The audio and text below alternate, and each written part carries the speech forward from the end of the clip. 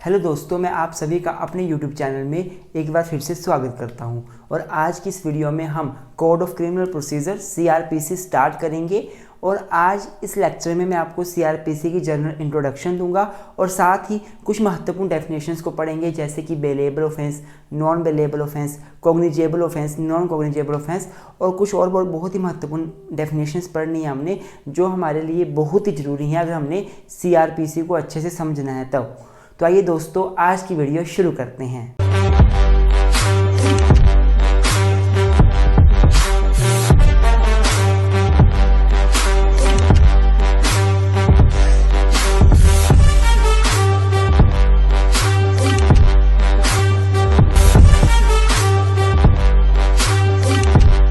तो स्टूडेंट्स, सबसे पहले अगर मैं CRPC की बात करूं, कोड ऑफ क्रिमिनल प्रोसीजर की, तो हमें पता है जो भी कानून है वो एक कंट्री में दो प्रकार का हो सकता है बेसिकली।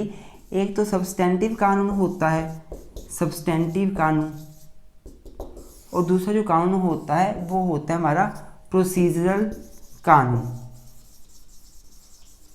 ये दो प्रकार का कानून बेसिकली होता है। एक और होता है एडजेक्टिव, वो इन दोनों का मिक्सचर होता है, उसमें प्रोसीजरल का पार्ट ज़्यादा और सब्सटेंटिव का पार्ट कम पाया जाता है।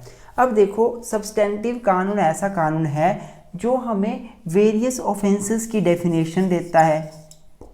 जो कानून वेरियस ऑफेंसेस को डिफाइन करता हो, उनकी पनिशमेंट के बारे में बताता हो, हमें हमारे राइट्स के बारे में बताता हो, हमें हमारी ड्यूटीज़ के बारे में बताता हो, ऐसा कानून जो होता है वो सब्सटेंटिव कानून होता है, सब्सटेंटिव लॉ होता है। वहीं पे जो कानून हमें राइट्स, ड्यूटीज़ या पनिशमेंट्स कैसे किसी पर्सन को मिले, अगर किसी का कोई राइट है वो वायलेट हुआ तो वो राइट उसको कैसे दोबारा से दिया जाए, अगर किसी को किसी ऑफेंस में पनिशमेंट मिलनी है तो कैसे मिलनी है, एक प्रोसीजर ले डाउन करता है। जो कानून एक प्रोसीजर ले डाउन करता है किसी काम को करने का, उसको प्रोसीजरल लॉ कहा जाता है। स्टूडेंट्स, इंडिया में अगर मैं बात करता हूँ सब्सटेंटिव लॉ की, तो जो कोड ऑफ इंडिया में मैं सब्सटेंटिव लॉ की बात करूं तो जो हमारा इंडियन पिनल कोड है वो एक सब्सटेंटिव लॉ है, IPC। क्यों? क्योंकि IPC हमें बताता है वेरियस ऑफेंसेस की डेफिनेशन। चोरी क्या है, थेफ्ट क्या है, मर्डर क्या है, रेप क्या है, ये बेसिकल डेफिनेशन बताता है सभी की ना, और सभी की पनिशमेंट्स भी बताता है हमें। चोरी में 3 साल तक या 7 साल तक, या रेप में डेथ इम्प्रिजनमेंट तक भी हो सकती है। तो जो हमें पनिशमेंट बताता है, डेफिनेशन बताता है IPC, तो ये क्या है, एक सब्सटेंटिव लॉ है। वैसे इंडियन कॉन्ट्रैक्ट एक्ट ले लो, वो भी एक सब्सटेंटिव लॉ है जो कि हमें बताता है हमारे राइट्स क्या हैं। इंडियन कॉन्ट्रैक्ट एक्ट बताता है कि अगर किसी पर्सन ने किसी के साथ कॉन्ट्रैक्ट में एंटर किया है और दूसरा पर्सन कॉन्ट्रैक्ट ब्रीच करता है तो वो उस पर्सन के ऊपर केस कर सकता है कंपनसेशन का। ये राइट तो हुआ। जैसे फैमिली लॉ हो गया हमारा, फैमिली लॉ में आपने हिंदू लॉ पढ़ा, मुस्लिम लॉ पढ़ा, वेरियस राइट्स के बारे में बताता है, डाइवोर्स के बारे में बताता है। तो कहीं ना कहीं ये सारे जो लॉज हैं वो क्या हैं, सब्सटेंटिव। लेकिन वहीं पे अगर मान लो किसी ने चोरी करी तो उसको सज़ा कैसे मिलेगी, क्या उसका प्रोसीजर रहेगा, उसको कैसे जेल में डाला जाएगा, क्या प्रोसीजर रहेगा, वो हमें प्रोसीजर लॉ बताता है। तो प्रोसीजर लॉ में एग्जाम्पल आ जाएंगे CRPC, CPC। CRPC मतलब कोड ऑफ क्रिमिनल प्रोसीजर या क्रिमिनल प्रोसीजर कोड, और CPC मतलब civil procedure code. CPC civil matters के बारे में बताता है प्रोसीजर, और CRPC क्रिमिनल। तो आज हम CRPC को पढ़ने जा रहे हैं। अभी हम शुरू करेंगे बेसिकली सबसे पहले दो महत्वपूर्ण डेफिनेशन जो है बेलेबल और नॉन बेलेबल। क्या होता है, जो CRPC में बेलेबल टर्म यूज़ की है, नॉन बेलेबल टर्म यूज़ की है, उनका मतलब क्या है। तो आइए आगे चलते हैं। तो स्टूडेंट्स, अगर सबसे पहले मैं bailable and non bailable offences की बात करूं तो सेक्शन 2A जो है हमारा CRPC का, वो बोलता है कि बेलेबल ऑफेंस एक ऐसा ऑफेंस है जिसको कि CRPC के शेड्यूल में बेलेबल शो किया गया है, या जिसको किसी एक्ट के जरिए बेलेबल बनाया गया है। समझने की कोशिश करना। अगर आप बेयर लैंग्वेज में जाएंगे, क्या लिखा हुआ है वहाँ पे, bailable offence is that offence which is shown as bailable in the first schedule of the code of the code मतलब CRPC, code of criminal procedure. जब आप CRPC का बेल एक्ट खोलेंगे, लास्ट में जाएंगे तो वहाँ पे 2 शेड्यूल्स हैं।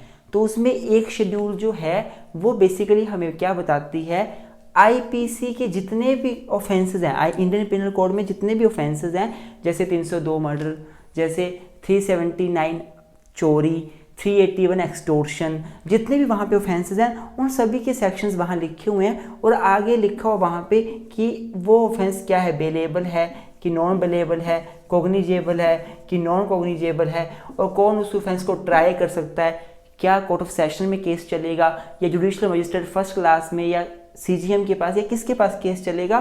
तो IPC के सारे ऑफेंसेस डिफाइन है, लिखे हुए हैं। बेसिकली IPC में जो ऑफेंस डिफाइन है वो CRPC की शेड्यूल में एक तरफ लिखे हुए हैं सारे, और उस दूसरी तरफ उनको उनके बारे में बताया है कि वो कैसा ऑफेंस है, बेलेबल है, नॉन बेलेबल है, कॉग्निजेबल है, नॉन कॉग्निजेबल। तो वही बात ये बेलेबल ऑफेंस की डेफिनेशन बोलती है कि बेलेबल ऑफेंस एक ऐसा ऑफेंस है जो CRPC के शेड्यूल में बेलेबल शो किया गया है। CRPC की जो शेड्यूल है उसमें बेलेबल बताए गए हैं जो ऑफेंसेस, वो बेलेबल ऑफेंसेस होंगे। और दूसरा जिनको बेलेबल बनाया गया है by the any act for a time being in force. अब IPC तो केवल एक कोड नहीं है जो ऑफेंसेस के बारे में बताता है, हमारे पास कितने अदर लॉज हैं। डॉरी प्रोहिबिशन एक्ट है हमारे पास, प्रिवेंशन ऑफ करप्शन एक्ट है हमारे पास, और भी कितने एक्ट्स हैं, कितने लॉज बने हुए हैं, जिन एक्ट्स के बारे में, जिन लॉज के बारे में IPC में नहीं बताया। अब जो शेड्यूल में ऑफेंसेस बेलेबल शो किए गए हैं वो तो केवल IPC के ऑफेंसेस शो किए गए हैं शेड्यूल में बेलेबल। बाकी जो अदर एक्ट्स हैं उनका क्या, वहाँ भी तो ऑफेंस कमिट होते हैं। NDPS एक्ट हो गया, प्रिवेंशन ऑफ करप्शन एक्ट हो गया, उनमें जो ऑफेंस होगा वो कैसे होंगे। तो दूसरा पॉइंट बोल दिया कि जिन ऑफेंसेस को बेलेबल बनाया गया, बताया गया by the any law for time being in force, और साथ में नीचे लिख दिया गया and non bailable means that which is not bailable, जो बेलेबल नहीं है वो नॉन बेलेबल हुआ। स्टूडेंट्स ये तो हमें एक डेफिनेशन पता चल गई कि भाई बेलेबल क्या है और नॉन बेलेबल क्या है, लेकिन ये डेफिनेशन इतनी एग्जैक्ट और क्लियर डेफिनेशन नहीं है, इससे हमें इनमें कोई डिफरेंस पता नहीं चला। सिंपल सी बात लगी पता कि बेलेबल का मतलब है जो शेड्यूल में बेलेबल शो किए गए हैं या जिनको बेलेबल बनाया गया किसी एक्ट के जरिए, लेकिन अभी हमें बेलेबल होता क्या है वो तो पता नहीं चला। तो अब थोड़ा जनरल मीनिंग आगे देखते हैं, फिर और ज़्यादा समझ आएगा। तो देखो बेलेबल की अगर मैं बात करूं, देखो बेलेबल नॉन बेलेबल में डिफरेंस भी आ सकता है पेपर में, तो एक तरह से डिफरेंस भी बनता जाएगा यहाँ पे, और यहाँ पे क्लियरेंस भी होती जाएगी। अगर बेलेबल की बात की जाए तो बेलेबल ऐसे ऑफेंसेस होते हैं where right is to get bell.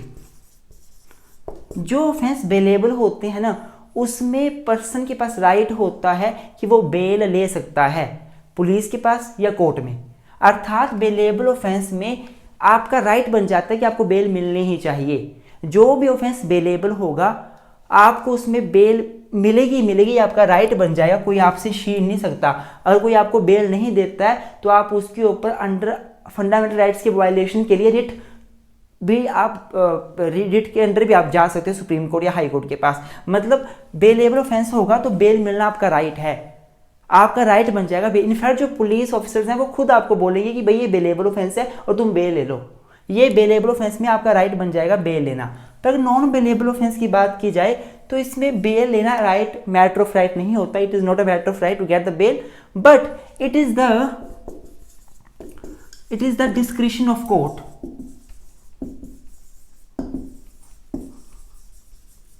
To grant bail, grant और नॉट ग्रांट। क्या बोला मैंने आपको कि नॉन बेलेबल ऑफेंसेस में कभी भी आपका राइट नहीं होता, मैटर ऑफ राइट नहीं है कि आपको बेल मिलेगी। ये केवल कोर्ट की डिस्क्रिशनरी पावर है। कोर्ट आपको बेल दे भी सकती है और कोर्ट बेल देने से मना भी कर सकती है, कोर्ट की मर्जी है। कोर्ट की डिस्क्रिशनरी पावर है कि आपको बेल दे या ना दे।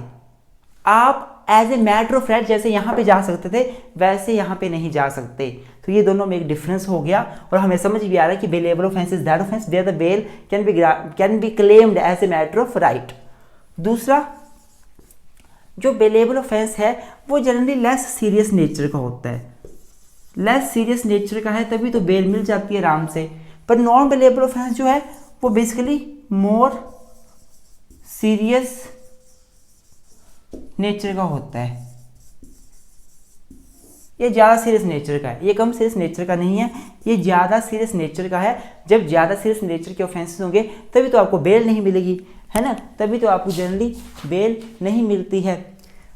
उसके बाद अगर बेलेबल ऑफेंसेस की बात की जाए तो इसमें बेल जो है वो पुलिस वाले भी ग्रांट कर सकते हैं, वो कोर्ट भी ग्रांट कर सकता है। पुलिस में जाओगे पुलिस ऑफिसर भी आपको बेल लेकर छोड़ सकता है और कोर्ट भी आपको बेल ग्रांट कर सकता है। पर अगर बात की जाती है नॉन बेलेबल ऑफेंसेस की तो केवल कोर्ट के पास पावर है, कोर्ट आपको बेल दे या ना दे कोर्ट की डिस्क्रिशनरी पावर है, पुलिस इसमें कभी बेल ग्रांट नहीं कर सकती। आई होप आपको समझ आ रहा होगा। स्टूडेंट्स अगर वीडियो अच्छी लग रही है तो लाइक जरूर कर दें। आपके इन्फॉर्मेशन के लिए बता दूं कि आपको लॉ के किसी भी सब्जेक्ट में प्रॉब्लम है, चाहे वो कोई भी सब्जेक्ट है, आप हमसे उसके लेक्चर्स ले सकते हैं, उसके नोट्स ले सकते हैं। जो नोट्स है वो पेड रहते हैं, लेक्चर भी पेड रहते हैं। नोट्स या लेक्चर्स लेने के लिए आप हमारे व्हाट्सएप नंबर पर हमें कॉन्टैक्ट कर सकते हैं 9816492276 या फिर 98163427 इस पे आप मैसेज कर सकते हो। लेक्चर हमारे पास लॉन्ग भी होते हैं, शॉर्ट भी होते हैं, 5-6 घंटे वाले भी होंगे और लार्ज सेशंस जो कि 15 से 20 घंटे वाले हैं वो भी होंगे। जो लेक्चर्स आपको चाहिए वो आप हमसे ले सकते हैं, जैसे कि CRPC है, एविडेंस है, CPC है, या कोई भी सब्जेक्ट है, TPA है, प्रॉपर्टी लॉ, एडमिनिस्ट्रेटिव लॉ है, या इंटरनेशनल लॉ है, या हिंदू लॉ है, मुस्लिम लॉ है, कोई भी सब्जेक्ट है, आप उसके लेक्चर्स हमसे लेकर अच्छे से तैयारी अपनी कर सकते हैं। आप हमें इंस्टाग्राम पे फॉलो कर लीजिए, law of the twins page पे, टेलीग्राम पेज पे फॉलो कर लीजिए, आपको उसमें इन्फॉर्मेशन मिलती रहेगी डेली, जो भी जरूरी इन्फॉर्मेशन रहती है।